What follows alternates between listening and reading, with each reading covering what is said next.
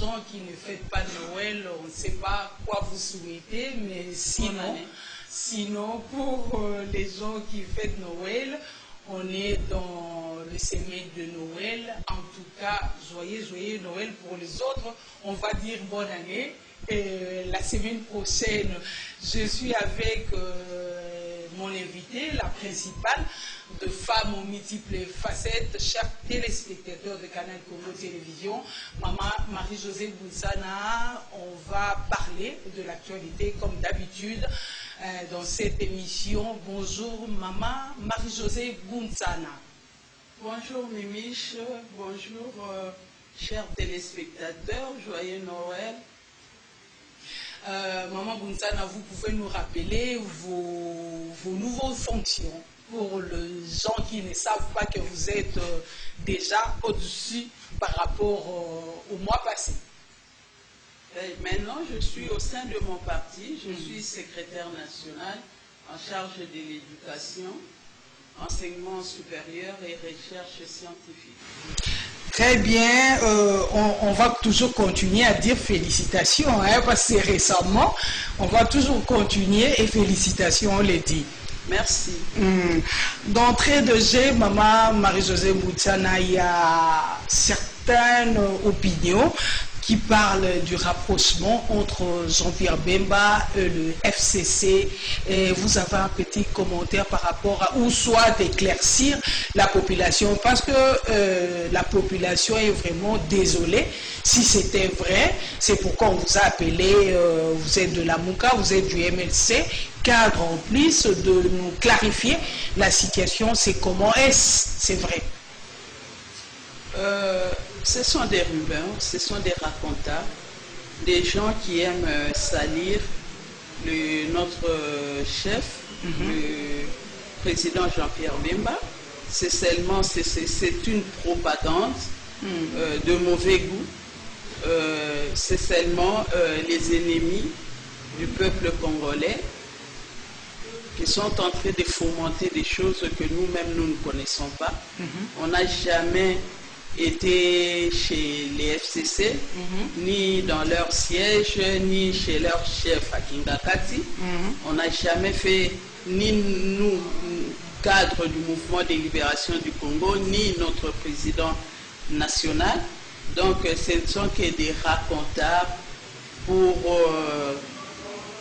la consommation, je ne sais pas pour quel intérêt. Si ce n'est pour nuire seulement au mouvement de libération du Congo, mais le peuple lui-même, le peuple n'est pas le peuple d'hier, le peuple d'aujourd'hui, c'est un peuple mature, le peuple qui sait faire des analyses, le peuple qui suit l'évolution des choses. Donc, moi je ne crois pas que le peuple prend toutes ces rumeurs en compte, parce que ce sont des choses non fondées. On ne sait pas les commenter. D'ailleurs, moi, je n'ai pas de mots à dire là-dessus parce que c'est pas vrai.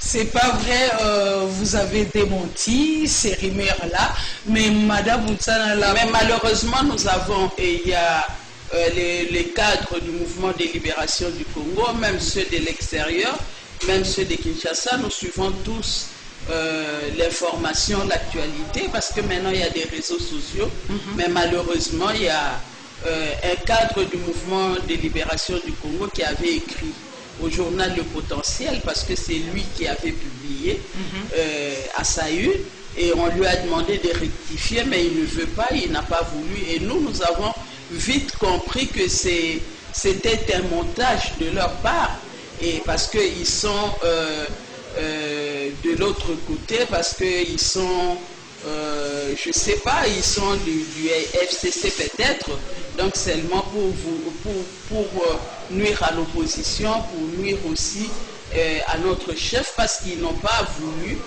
nous avons introduit notre requête, mais qui n'ont pas voulu le publier. Ils ont dit que cela, la personne qui a écrit est à l'extérieur du pays, lui ne maîtrise pas l'actualité. Or c'est faux, l'actualité, maintenant tout le monde le suit de près, si pas à la télévision, si pas lire les journaux qui sont publiés à Kinshasa, mais il y a les réseaux sociaux, il y a YouTube, où à chaque minute, à chaque seconde, tout est étalé à la place publique, tout le monde le suit. Mais Madame Bonsana, c'est vous-même qui donne accès aux mauvaises langues. Pourquoi? Parce que auparavant, vous avez dit que vous ne pouvez pas, à moins que je me trompe, vous ne pouvez pas travailler avec le gouvernement actuel. Non, mais il ne faut pas confondre, s'il te plaît. S'il te plaît, il ne faut pas confondre les choses.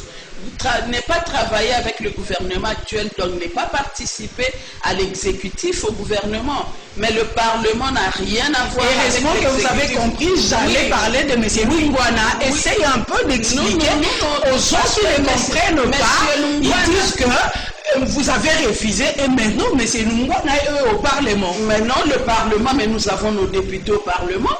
Nous avons nos élus qui sont au Parlement. On n'a pas dit qu'on ne participait pas au Parlement parce qu'on a été élus. Il y a des députés de l'opposition qui sont au Parlement et particulièrement ceux du mouvement de libération du Congo. Mais nous avons dit que nous ne participons pas au gouvernement, à la gestion du pays parce que nous sommes contre ce qui s'est passé.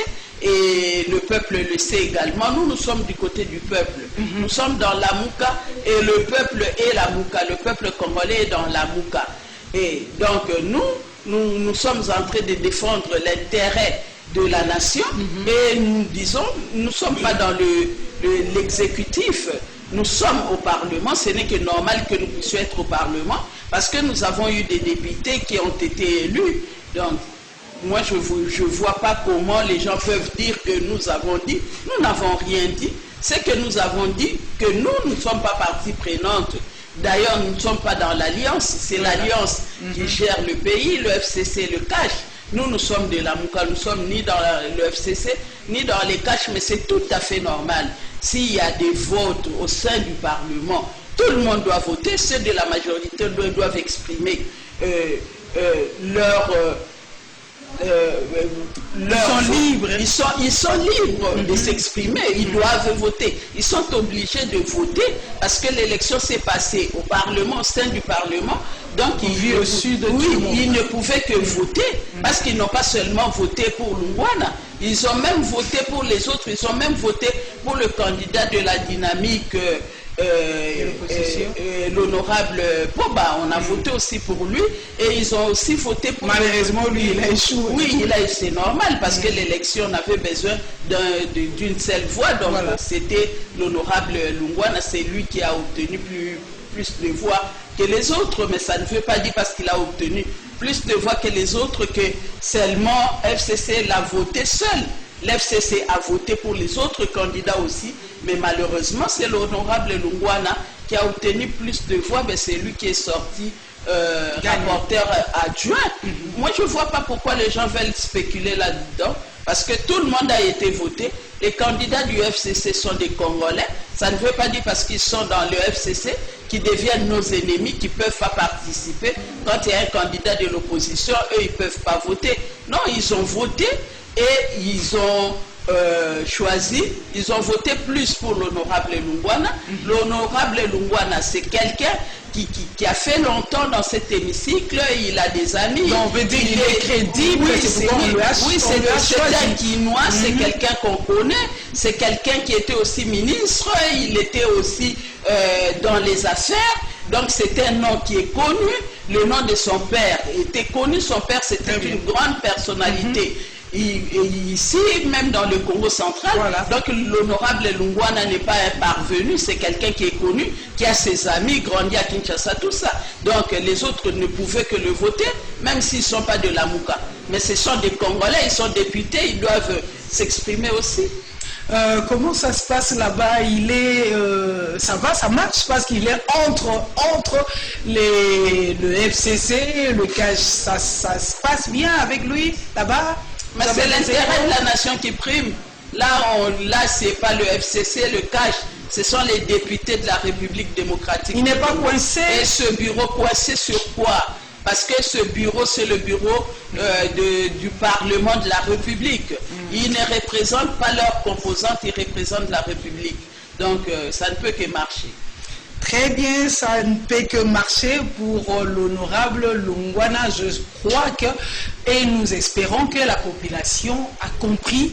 Il n'y aura plus de questions par-ci, par-là sur ces sujets. Mais la population est libre de poser des questions quand il ne comprend pas les choses. C'est à nous, nous avons le devoir d'expliquer à notre population comment ces choses se passent. Ok, parlons de la MOUCA. Le nouveau coordonnateur a échangé dernièrement avec le chef de la MONUSCO, vous êtes au courant. Mais l'autre fois, dans l'émission passée, vous avez dit, c'était votre avis, hein, vous avez dit que la MONUSCO doit partir parce que le bilan est négatif.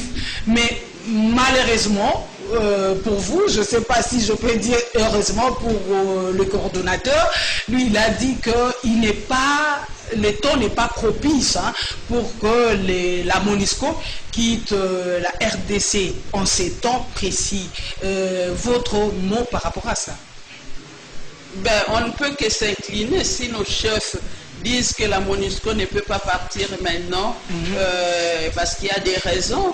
Il y a des raisons, mais moi j'ai parlé par rapport aux plaintes de la population à Beni, parce qu'à Beni, la population s'est plainte que la MONUSCO ne fait rien, qu'on a trouvé dans l'enceinte de la MONUSCO les uniformes des militaires, on a même trouvé les armes dans l'enceinte, et que la MONUSCO, il y avait même des images dans les réseaux sociaux qui démontraient la MONUSCO en train de prendre les cadavres et les jeter dans les ravins. Donc tout ça... Genre de fausse commune. Oui. Donc c'est ce qui m'a poussé à dire que comme la MONUSCO ne fait rien, la MONUSCO devrait quand même sécuriser la population. Et ce n'est pas vous seul, oui, depuis que la MONUSCO, cette MONUSCO est au Congo, ça fait quand même beaucoup d'années.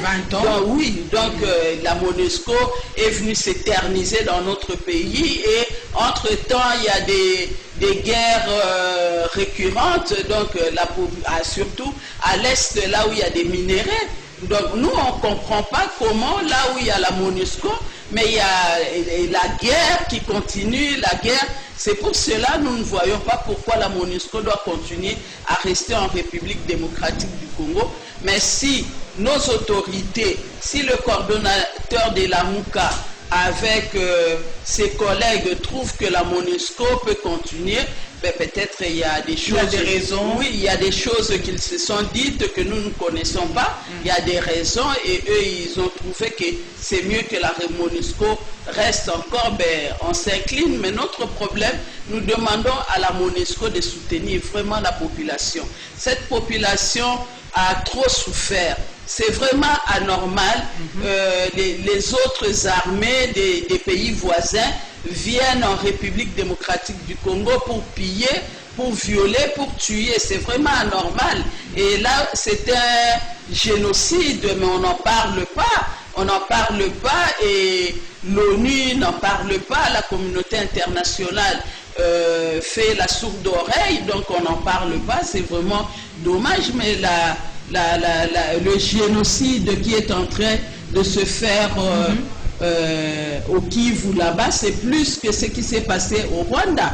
Mais pourquoi ce qui se passe au Congo, on n'en parle vraiment pas et on ne nous soutient pas, on laisse chaque jour, parce qu'il n'y a pas un jour qui passe qu'on ne tue pas les gens là-bas.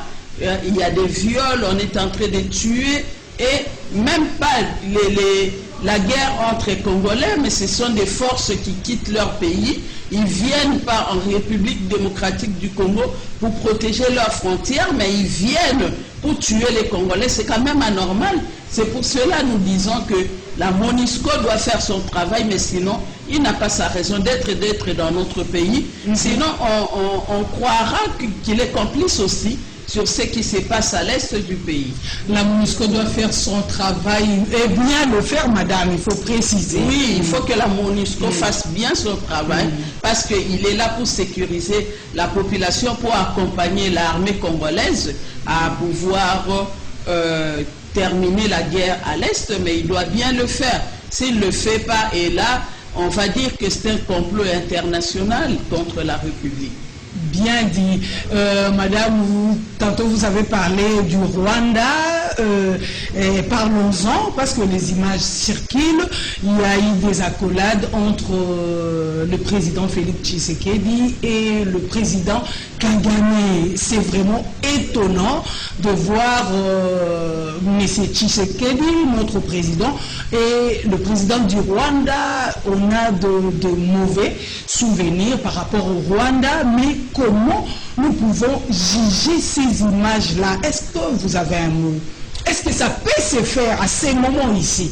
Ben, c'est dommage parce que moi, quand j'ai vu l'image, j'étais sidérée.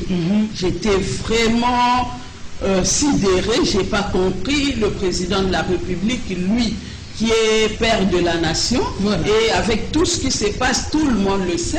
Lui ne peut pas nous dire que ce qui se passe à l'Est, là, le Rwanda n'est pas impliqué. Tout le monde sait que le Rwanda est impliqué. Tout le monde sait que le Rwanda nous a... Il n'y a plus à cacher. Il n'y a plus à cacher. Le Rwanda nous a infiltrés ici. Mais voyons un peu, il y a des années où la France n'était pas d'accord avec le président Kabila. Mais le président français était obligé de venir ici dans le cadre de la francophonie. Et le président... François Hollande, si j'ai bonne mémoire, était venu. Je crois, si vous vous rappelez, vous allez voir les images, comment le président François Hollande s'était comporté contre le président Joseph Kabila. C'était pas parce que tu m'as reçu chez toi que je dois être gentil avec toi, parce que la France était contre ce qui se passait en République démocratique du Congo, les violations des droits de l'homme, la mégestion et tout ça. Le président François Hollande était clair là-dedans. Mais pourquoi le président Tshisekedi, même s'il était invité au Rwanda, ne pouvait pas faire de même? Parce qu'il sait, lui, il ne s'appartient plus. Lui, il fait ses voyages pas à son nom propre, au nom de la République. Et pendant que les millions de Congolais sont contre le Rwanda, pendant que nous disons que nous devons même le peuple demande qu'il n'y ait plus de relations diplomatiques entre le Congo et le Rwanda sur tout ce qui se passe à l'est du pays. Le Rwanda pille nos ressources, le Rwanda tue la population, et on ne comprend pas le président qui va au Rwanda et il s'amouraché avec le président du Rwanda, mais c'est... Ça montre l'intimité de deux personnes, et c'est gravissime. Et il s'amourache avec ce président, c'est vraiment chose étonnante. Et c'est dommage, ou bien le président comprend un peu ses responsabilités vis-à-vis des Congolais, ou bien je ne sais pas s'il ne comprend pas, il croit qu'il doit faire des choses telles que lui le veut. Non, il ne peut pas faire des choses telles que lui le veut. Lui, il doit faire des choses par rapport à ce que son peuple veut. Donc, il va là-bas, il s'amourache avec un assassin des Congolais, mais c'est vraiment dommage. Et puis, avant cela, on avait appris, c'était pas tout, parce qu'avant, on avait vu aussi les images où sa femme dansait avec la femme de Kagame. Donc, ce sont des couples... C'est les habitudes déjà. Oui, un couple très amis, ils sont très liés, mais entre-temps, le Rwanda est en train de tuer, ici est en train de piller, ici. C'est quand même anormal. Ou bien alors le président roule pour le Rwanda, lui aussi il est venu pour continuer la politique que Kabila a laissée, de nous tuer, de nous éliminer, d'enlever le Congo sur la carte de l'Afrique, je ne sais pas. Ou bien il est venu pour rétablir le droit des Congolais, pour rétablir la justice. Parce que là, on ne comprend pas. Et on nous apprend que son épouse était au Rwanda, où il nous a ramené des réfugiés, des orphelins ici au Congo. Là, je n'ai pas encore vu. Est-ce que ce mouvement de s'occuper des orphelins? Oui, les orphelins, mais le Congo n'en manque pas. Il y a beaucoup de réfugiés, il y a beaucoup des orphelins au Congo. Et sa femme ne pouvait qu'aller dans nos orphelinats, voir nos orphelins qui sont là-bas, qui croupissent même dans la misère parce qu'ils n'ont pas assez de moyens. Les responsables des orphelinats n'ont pas assez de moyens pour prendre nos orphelins en charge, mais lui, il devrait quand même s'impliquer parce qu'elle est la première dame. Au lieu d'aller voir, toi, tes enfants dans ta maison, tu n'arrives pas à nourrir tes enfants, tu n'arrives pas à payer les études de tes enfants et tu vas chercher les enfants du voisin pour prétendre que tu peux les prendre en charge. Est-ce que tu es normal ou bien tu es malade? Vraiment des choses comme ça, des fois on se pose des questions, mais on a quel genre d'homme? Quel genre d'homme? C'est pour cela le peuple continue à croupir dans la misère parce que le bien-être du peuple, c'est pas leur affaire. Leur affaire, tisser des liens, s'amouracher avec les assassins de la République, tuer les Congolais à petit feu. Donc on ne comprend plus s'ils sont là pour le bien-être de la population, comme son père avait dit, le peuple. Mais c'est on ne sent pas la mise en pratique du peuple d'abord. Maintenant, c'est les ventres d'abord et les relations avec les assassins du Congo. Mais voyons voir comment ces choses vont évoluer. Peut-être il est comme on dit, pour avoir son ennemi, il faut l'approcher. Peut-être que ça peut être ça, peut-être ça, mais on va voir la suite. D'autres manières, on peut dire on oublie le passé, on continue les schémas. Non, on n'oublie pas le passé comme ça. On n'oublie pas même Dieu. Pour que le pécheur soit pardonné, il faut que le pécheur confesse son péché. Il faut que le pécheur lui-même se repente. Et comme ça, Dieu pardonne. Dieu ne vient pas dire non, maintenant c'est fini, tu as tué les gens, tu voles, tu as fait ceci, cela, et maintenant, entre au ciel. Non. Sinon, l'enfer n'existerait pas, parce que la Bible nous dit qu'il y a l'enfer. Donc, même Dieu, chez Dieu, le Père, le Créateur du ciel et de la terre, pour pardonner le pécheur doit se repentir et obtenir son pardon. Et lui ne peut pas venir comme ça. Il dit que non, moi j'efface le tableau. Et ces millions de Congolais qui sont morts, lui n'a pas le droit d'effacer le tableau. Parce que là, le peuple congolais ne le lui pardonnera jamais. Là, c'est marcher, c'est cracher sur les morts, sur nos cadavres. Là, on ne lui pardonnera jamais. Ce sont que des suppositions, Maman Marie. Moi aussi, j'ai mis mes avis par rapport à ce que nous sommes en train de voir, d'observer. Voyons peut-être après, les choses vont évoluer autrement. L'Union européenne vient de lever les sanctions à Lambert Mende et Roger Kibé, Lessa, Madame Boussana. Est-ce que des fois l'Union européenne peut se tromper ou comment? Il y en avait beaucoup. Et ils ont enlevé les sanctions de 2 personnes. C'est l'injustice ou l'Union européenne n'a pas bien fait bien son travail? Ou comment on peut expliquer des choses comme ça? Mais l'Union européenne n'est pas là pour défendre les intérêts des Congolais. Nous devons le savoir. La communauté internationale ne nous défendra jamais. La communauté internationale est là pour ses intérêts propres. Voilà. Et tout ce qu'il fait par rapport à ses intérêts, le peuple congolais doit le savoir. Nous-mêmes qui allons nous libérer, nous-mêmes qui allons rétablir la justice dans notre pays, c'est nous-mêmes qui allons rétablir les choses dans notre pays. N'attendons pas de la communauté internationale.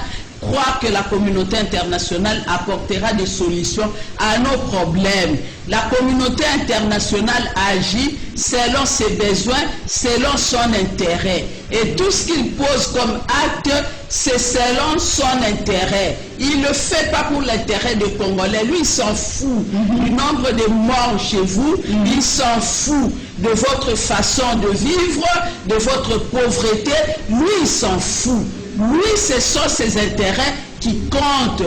Donc, nous aussi, le Congolais, nous devons nous prendre en charge, comme avait dit le Mouzé Kabila. Mouzé nous avait dit, prenez-vous en charge. N'attendons pas que la main nous viendra de la France, de la Belgique, des États-Unis. N'attendons pas que ce genre-là nous enverra des personnes pour nous libérer de l'esclavage que nos frères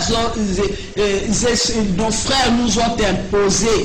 Donc nous devons nous-mêmes nous prendre en charge pour pouvoir nous libérer de ce joug de la servitude. Ce n'est pas à l'Union européenne. Eux, ils font ce qui est bon pour leurs intérêts. Parlons de la justice de l'Assemblée nationale. Madame Boudzada, vous êtes du Congo. Comment les gens de Congo peuvent faire des choses scandaleuses comme ça?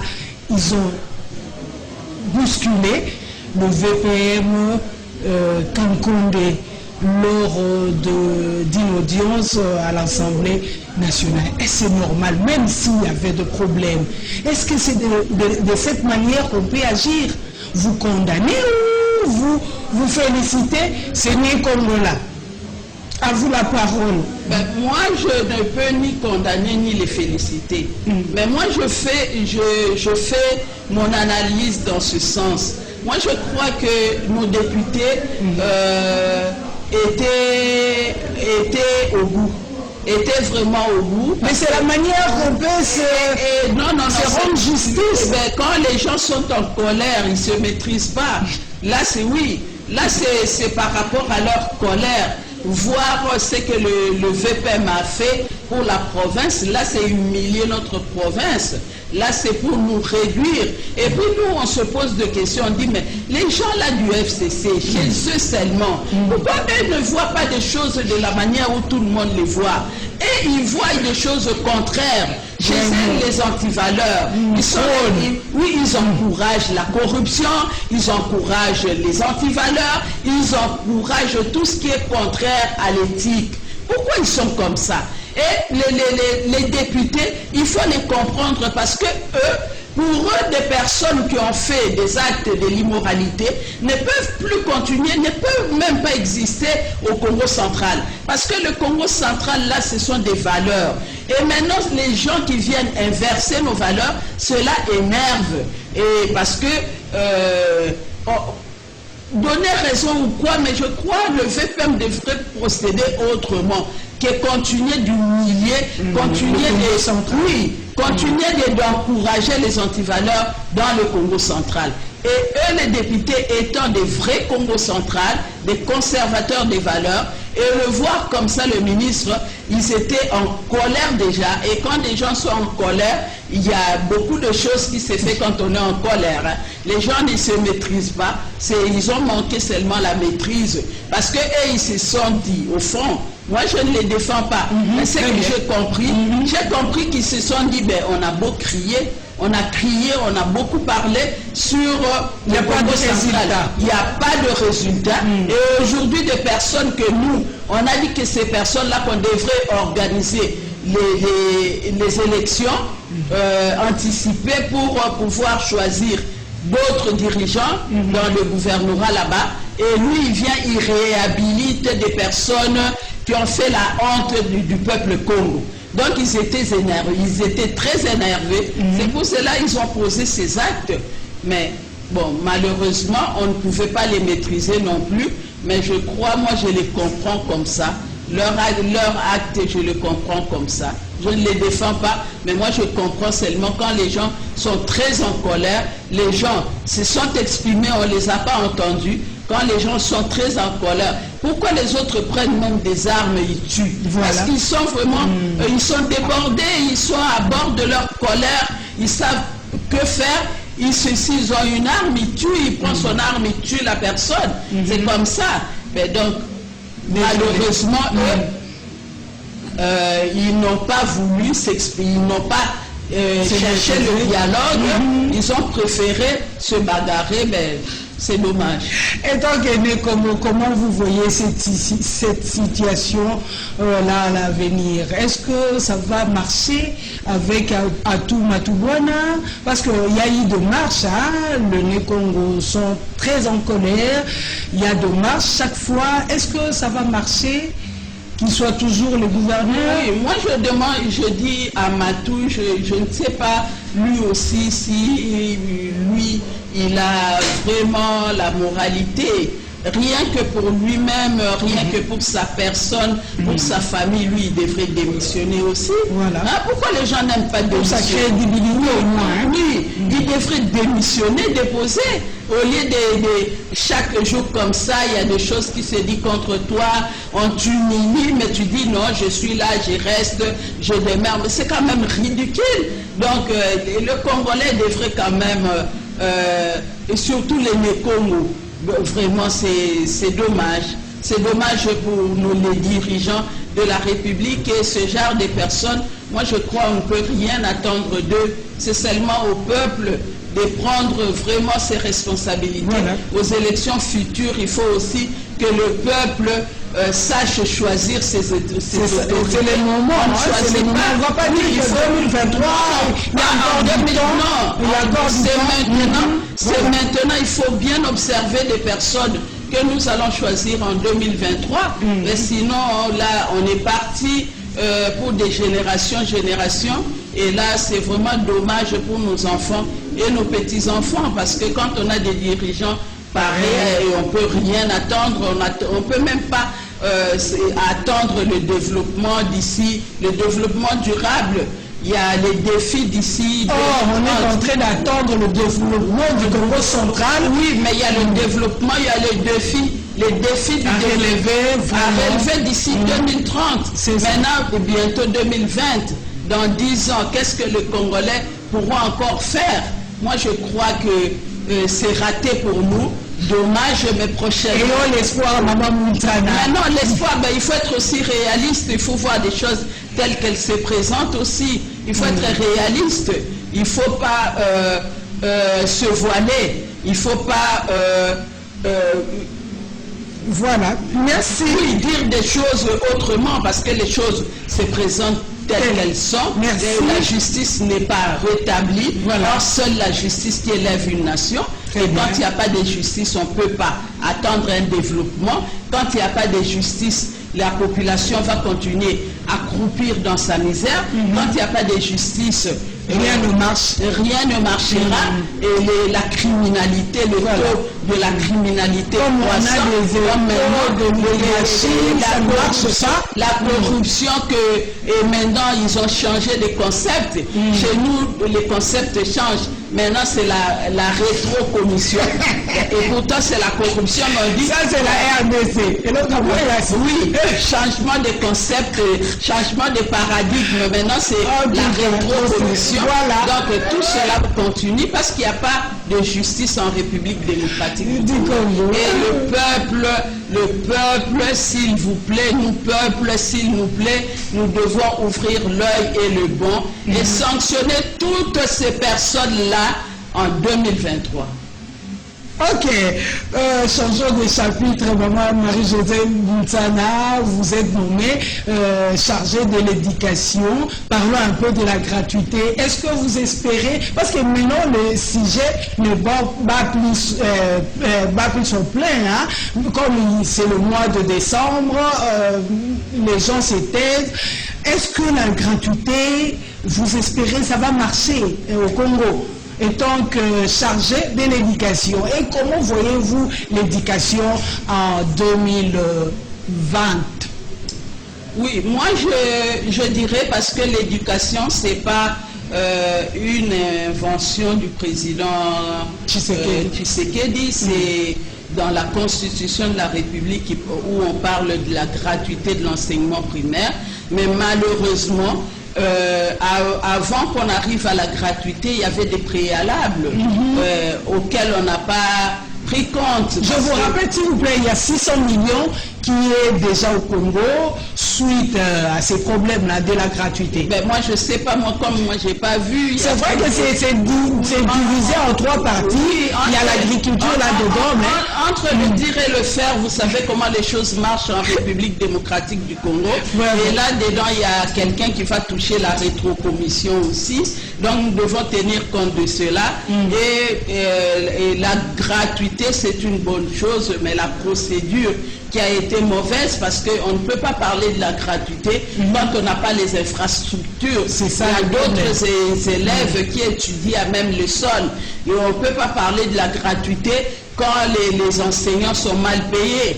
Et il y a des écoles conventionnées, catholiques, protestantes, où les enseignants ont un autre statut. Ils ont quand même un salaire qui leur permet de nouer les deux bouts du mois, mais dans les écoles laïques, ce sont là vraiment, c'est la misère. Donc il fallait quand même harmoniser les salaires de tous les enseignants, et il fallait pas diminuer les salaires de ceux-là qui avaient déjà acquis ce droit-là d'être bien traités par leur structure, et le dire non, mais non, il fallait peut-être ceux des écoles laïques rejoindre les autres là par rapport à leur salaire. Il fallait tenir compte de tout cela avant d'entamer progressivement la gratuité. Commencer peut-être à Kinshasa et l'année prochaine